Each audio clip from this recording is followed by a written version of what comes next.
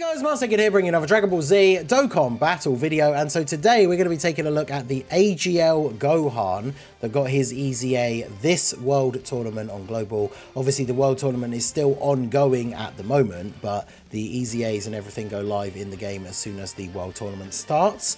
I did actually have a set of medals left over from the previous World Tournament to get this guy EZA'd, because of course you get those medals as rewards for finishing in certain placements, but you are able to buy them with the Hercule signatures that you get, and you do get those from some of the missions just from playing the World Tournament. So if you've been playing a bunch of the World Tournament already, you'll have a bunch of those signatures. If you've already used those to buy the medals to EZA, like the LRTN and Chaozu for example, you won't really need the others for anything until the Yamcha and Poir get their EZA.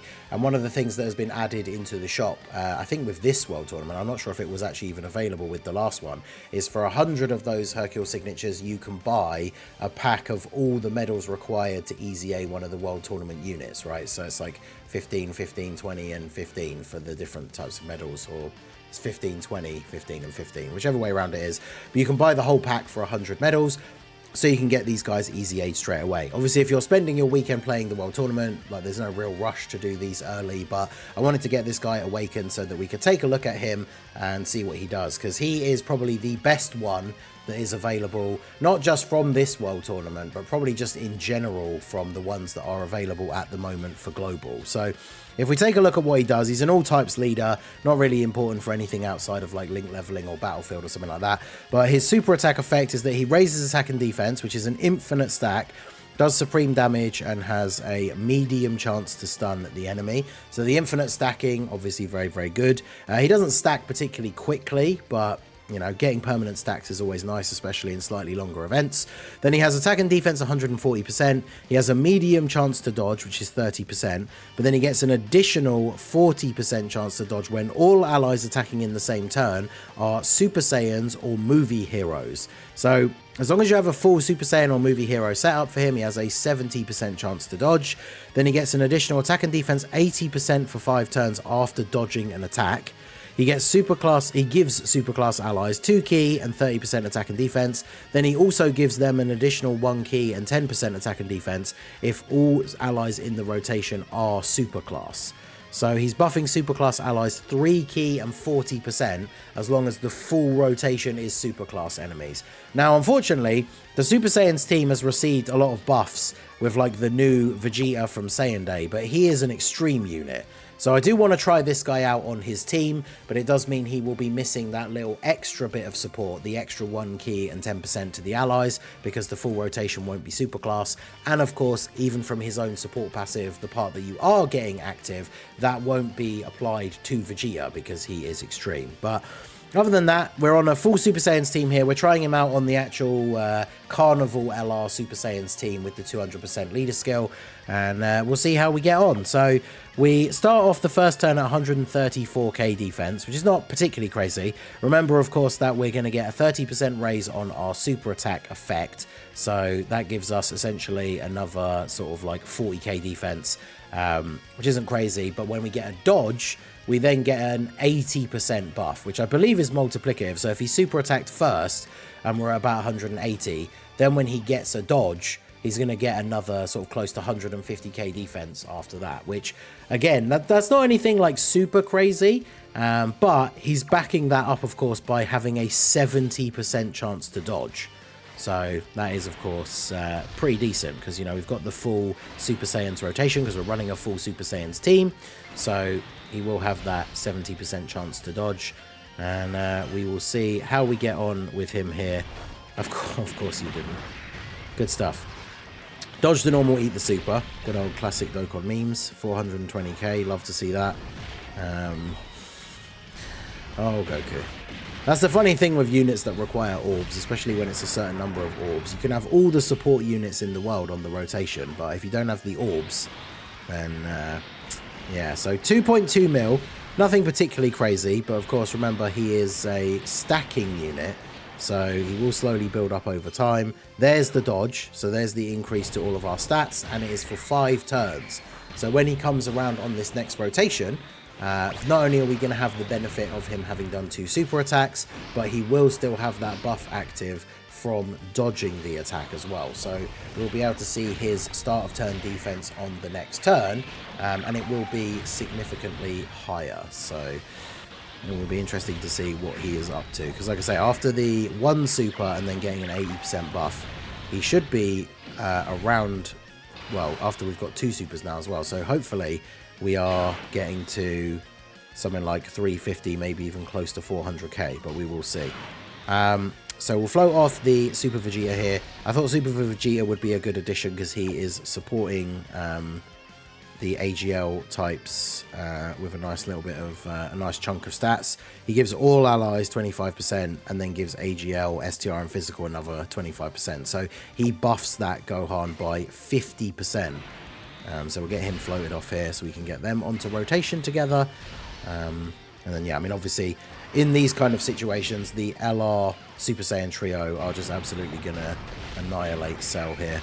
Well, actually, I think we're below the HP threshold for Tech Goku. So, funnily enough, if he actually gets super attacked here, then he probably would die and get the revival, which would be kind of funny this early on.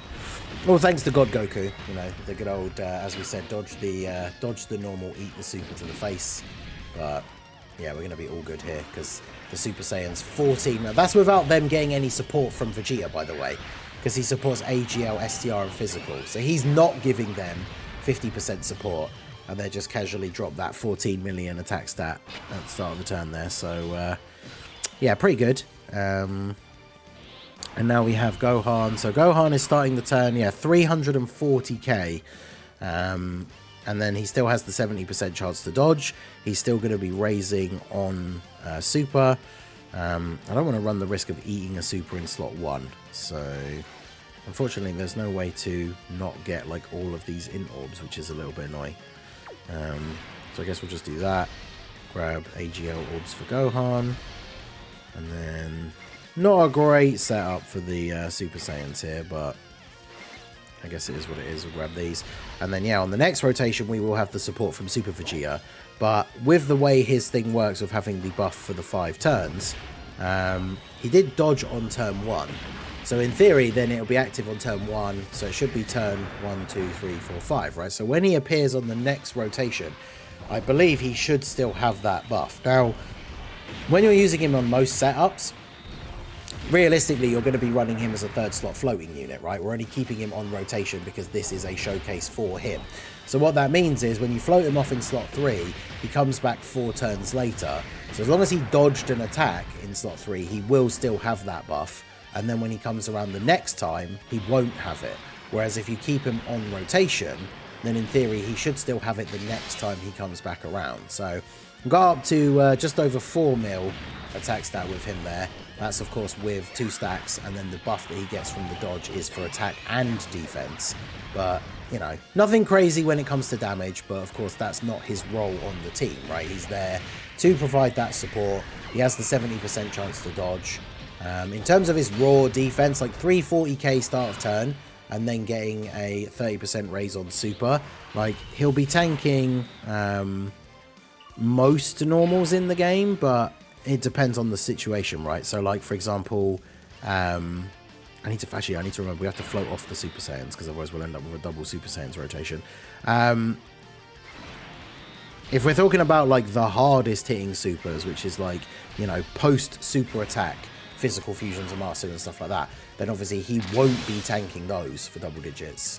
He might even be taking, you know, 100, 200,000 damage, which is a bit of a shame because this guy coming out now in the, you know, we're sort of getting towards the end of this global meta now where our only big main difficult events are Zamasu and Omega, sort of Hope Trunks as well, kind of.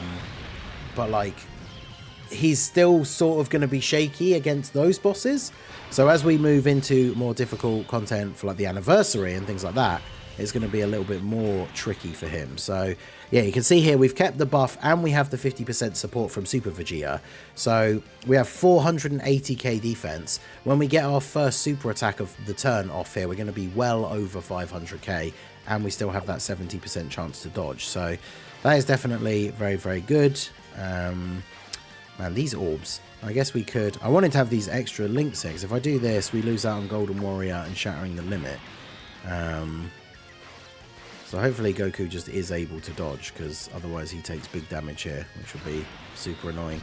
So we'll do that, and then grab those for you.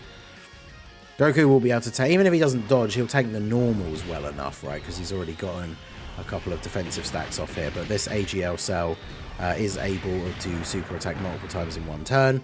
So he could quite easily super attack Goku at the beginning and still super attack again at the end. We started the turn on not particularly low health, which means AGL Super Vegeta doesn't have particularly high damage reduction, but he didn't Super God Goku anyway. So 5.3 for Gohan, and then there's the dodge, and then it's all down to Super Vegeta. I think Super Vegeta might actually take some damage from the super here, but he did get the double super. I mean, he'll tank normals here fine, right? He's going to eat the super anyway, let's see. How much is he taking from this?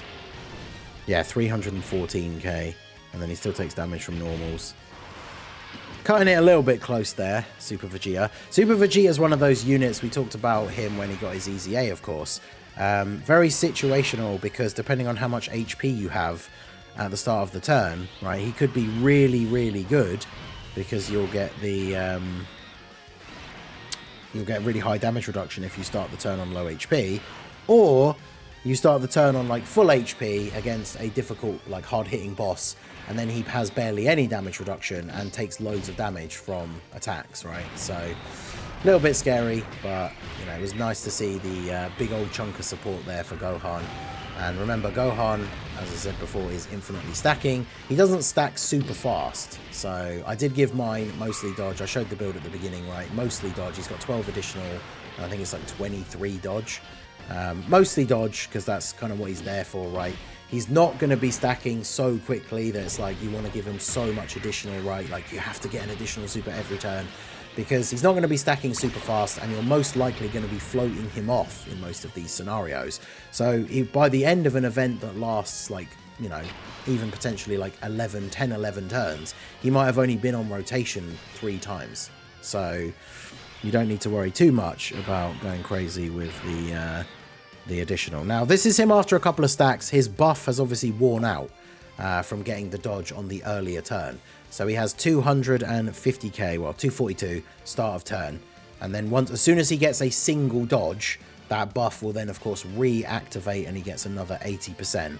So, you know, especially after getting his super, after getting a single super and a dodge on this turn, he will be back up to being at, you know, around 500k defense, which is pretty good.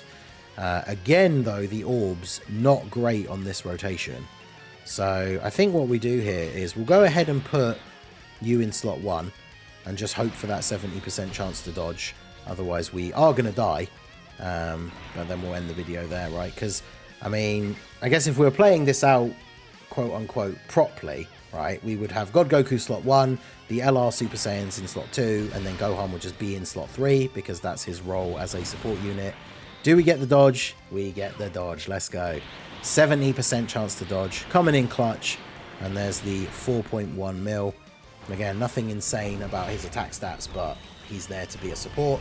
I mean, 70% chance to dodge. It's like the meme has always been with UI Goku, right? 70% chance to dodge is pretty high dodge chance, but there's still always going to be the possibility that you don't get it in those clutch moments where you really need it. And with this buff cell, we know that he pretty much, I can't remember a time in recent memory where he hasn't supered as the very first attack of that first turn. So yeah, you know, relying on that 70% chance to dodge, which, you know, it was 10% higher than God Goku has. So, but yeah, most cases he's going to be in slot 3, and he should be able to hold his own relatively well there. Gohan, although of course he gets a lot of his damage reduction post super, he should be okay here in slot 1, because otherwise Birdku just kind of gets himself killed potentially with the low health and lack of guard. And yeah, with the domain up, Gohan's just tanking for double-digit damage. So we'll see one last turn here with AGL Gohan on this next rotation, where we have the buff activated from the previous turn. and see what he can do here against Cell. We have the domain active as well, of course, from Future Gohan, which is... I don't think it doesn't actually buff superclass allies, does it? Yeah, it just increases the damage done to extreme. So this is how we would obviously play out the rotation if we were running the team, quote unquote, like properly, right? Not just showcasing Gohan. He's at 485k defense. So after another super, he's over 500k. So definitely a good situation for him. In fact, we could, if we really wanted to, just do this. How many links does he share? Yeah, he does get some extra links with the LR Super Saiyans. So let's go ahead and use their active skill here. Do a little chunk of damage to Cell. And then we can grab these for you to drop down all these int orbs. Grab those for the Super Saiyans. And then we can get 3 orbs for Goku. But yeah, there you go. That is the AGL World Tournament Gohan. He certainly seems very, very good in the sense that if you're going to run him as a third slot floating support, he's giving a decent amount of support to these teams, Super Saiyans and Movie Heroes, 2 very strong teams with a lot of very strong options. And whilst it might take him a while to build up that amount of defense, he's got a 70% chance to dodge to back it up, which is really nice. The downside, or his weakest moment, will always be that very first attack that he takes. He needs to dodge to get that 80% buff. And if you end up in a situation where, you know, he's in slot 3, the boss actually does super attack as the first attack in slot 3 against him, and he doesn't dodge, then in most scenarios, he's probably just going to die in that situation, right?